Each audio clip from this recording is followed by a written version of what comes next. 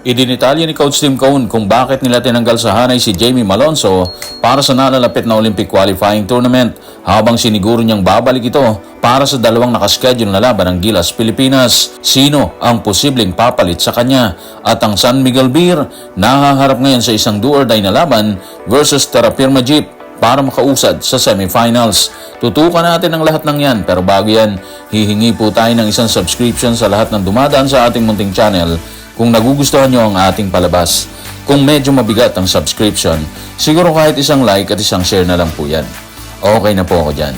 Maraming salamat. Habang bumibigat ang balita mula sa mga magiging kamakbakan ng Gilas Pilipinas sa Olympic qualifying tournament, nababawasan naman ang pambansang kupunan. Sa huling pasabog ni Coach Tim, hindi na makakasama ang high flyer na si Jamie Malonzo. Tanong, ano ang mabigat na rason? Tutukan natin si Coach Tim sa report ni Jerry Ramos sa Spin. Yung panahon kasi ng recovery niya, tatagal ng buwan at hindi linggo lang yan. Kaya out na siya para sa Olympic qualifying tournament. Sigurado yan, hindi niya kakayaning maglaro. Okay, so wala na po sa lineup para sa Olympic qualifying tournament si Jamie Malonzo. At kasunod po yan ang pahayag ni Coach Tim matapos nilang makbakan at talunin ng kapatid ng Magnolia ni Coach Chito Victorero sa quarterfinals sa score na 99-77. Malaking pasabog po yan. Yung mga makakabakbakan po natin ng mga European teams, kabilang ang Latvia at Georgia, sobrang lakas po nila dyan. Number 6 at number 23. Imagine ha, number 6 at number 23 sila sa world rankings. Pero sa isang side, mabuti na rin siguro talaga na hanggang maaga, pinalam ni Coach Tim na hindi makakasama si Jamie Malonzo ng malaking kawalan sa Gilas Pilipinas.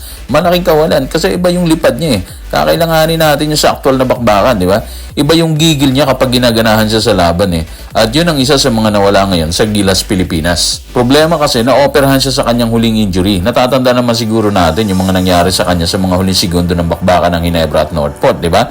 Nadali siya doon, nagkamali ng bagsak yung paa niya matapos niyang saluhin ng bola mula sa kabilang court. At ito na nga yung naging resulta. Out muna siya sa Gilas para sa Olympic qualifying tournament. Sa mga nakaraang balita ay sinasabing nagpapagaling na siya para makabalik sa PBA maging sa Olympic qualifying tournament hanggang sa sumabog na ang balita o pahayag ni Coach Tim na hindi na siya makakasama pa ng Gilas Pilipinas. Tanong ng karamihan, bakit kinailangan siyang operahan kung pwede namang magpagaling na lang?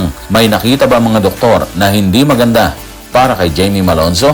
Tutukan natin si Coach Tim sa report ni Jerry Ramos sa Spin. May konting posibilidad na yung injury niya gumaling ng kusa. Pero yung pagkakataon kasi na maibalik niya yung dati niyang galaw, hindi ganun kaganda. Kaya kinailangan niya yung operation para maibalik yung dati niyang galaw.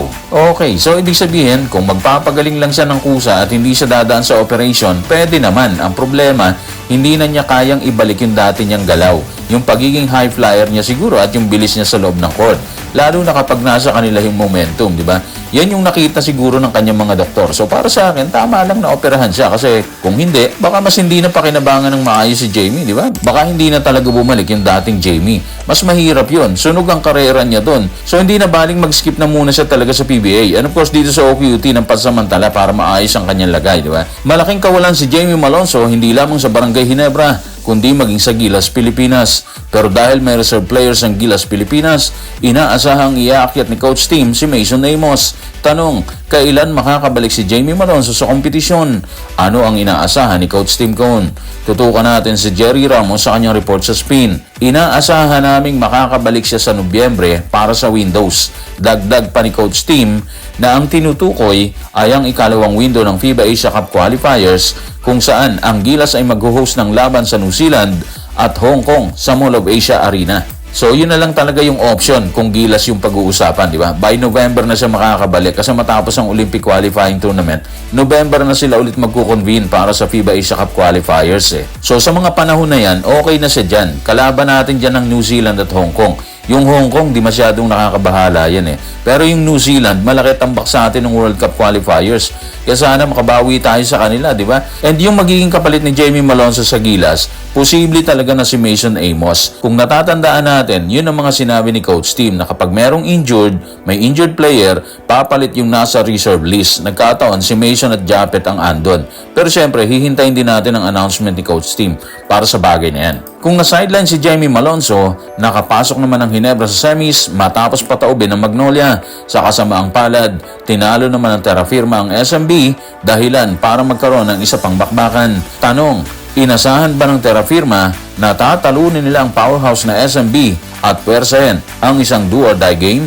Tutukan natin si Coach Johnny Del Cardel sa report ni Denison Ray Dalupang na Inquirer. Bago ang bakbakan, hindi namin iniisip na magkakaroon ng pangalawang laro na kailangan naming i-hurdle yung twice to beat advantage. Ang mahalaga kasi sa amin, maging isang team. Sinunod naman nila yung instructions at ito yung nangyari. Alam nyo, maganda to ha, yung number 1 team na SMB, yumukod sa Terra Firma. May posibilidad na makuha ng Terra Firma ang semi-slot kung hindi magpapakita ng bangis ang grupo ni Junmar Fajardo at CJ Perez. Isipin nyo ha, sa bakbakan kagabi, kumamada si Chongson ng 29 points, 6 rebounds and 3 assists. Si Holt, kumamada siya ng 25 points, 8 rebounds and 4 assists. At si Go ha, nagtapos siya ng 22 points, meron siyang 5 rebounds. Well, etong si Javi, meron naman siyang 15 points at 10 rebounds. Grabe, di ba? Ang laking tulong. Obvious na obvious, nagtulong-tulong talaga yung Terra Firma para bokyain ng SMB. Hindi naging sapat yung effort ni Junmar na merong 21 points at ni CJ Perez na merong 20 points para bigwasan ng Terra Firma. Kaabang-abang to kasi malalaman natin kung gaano katibay ang Terra Firma sakaling bumalik ang bakbakan para sa isang do or die